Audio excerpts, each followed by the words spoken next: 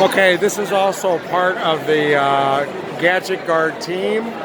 If you guys will introduce yourself.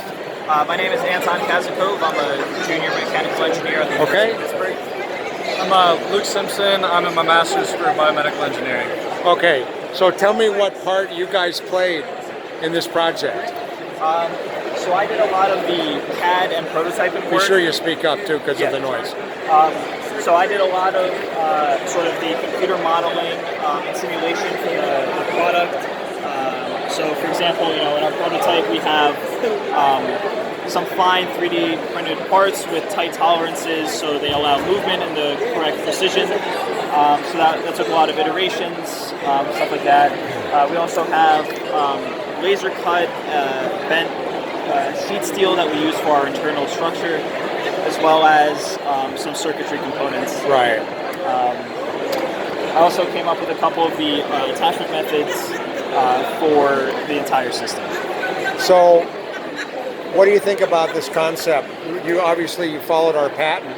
Right. What do you think of the concept for this? I think that if this is a product that Kensington would want to pursue, I think they would have to very carefully navigate the difference between wanting a cheap product that sort of gets the job done and a more expensive, much more secure product.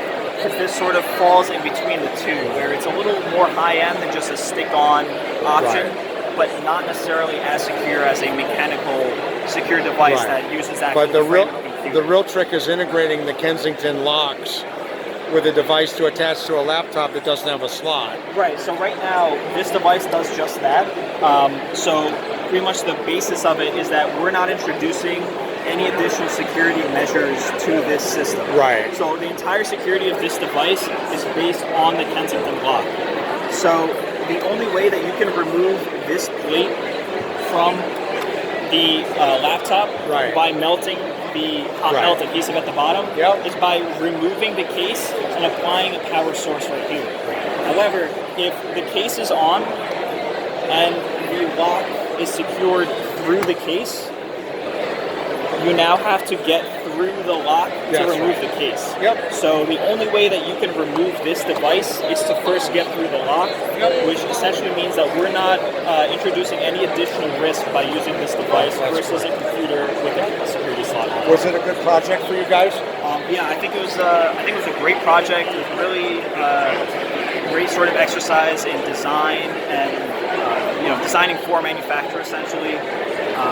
On a small consumer electronics parts, so I think it's definitely a good project. Also push our creativity. Do you think the lab is a valuable concept that we're doing? I think security engineering is very important, and it doesn't just involve either locks or software encryption. There's a lot of in between and collaboration between the two sides that it's very important to have experience with. So I think it's a valuable tool to have at the university. And what about you?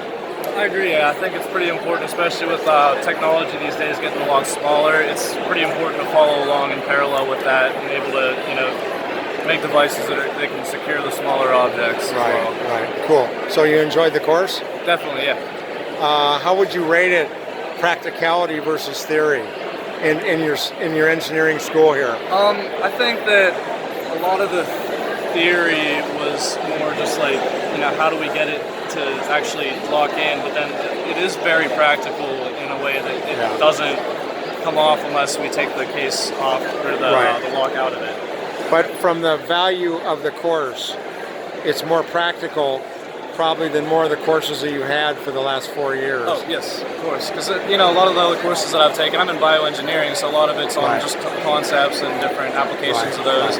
This was a lot of just like hands-on, drill it, try to get the best, implications of the device and modify it accordingly. So it was valuable for you? Yes. Excellent. Well, we appreciate you guys' efforts in this. This is going to end up being a real product. Awesome.